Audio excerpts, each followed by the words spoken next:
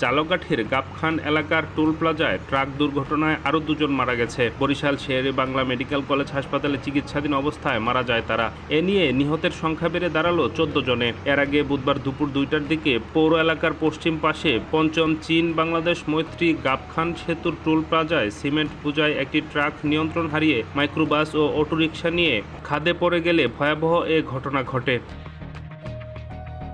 এ ঘটনায় ট্রাক চালক ও তার সহকারীকে আটক করেছে পুলিশ। একই সঙ্গে ক্ষতিগ্রস্ত যান ও ট্রাকটি উদ্ধার করে জব্দ করা হয়েছে। এদিকে দুর্ঘটনার কারণ অনুসন্ধানে 4 সদস্যের তদন্ত কমিটি করেছে জেলা প্রশাসন। আগামী 5 দিনের মধ্যে কমিটিকে তদন্ত প্রতিবেদন জমা দিতে নির্দেশ দিয়েছে জেলা প্রশাসক। স্থানীয় প্রত্যক্ষদর্শী ও ফায়ার সার্ভিস সূত্রে জানা যায়, দুপুর 2টার দিকে রাজাপুর থেকে বরিশালের দিকে যাচ্ছিল সিমেন্ট বোঝা একটি ট্রাক।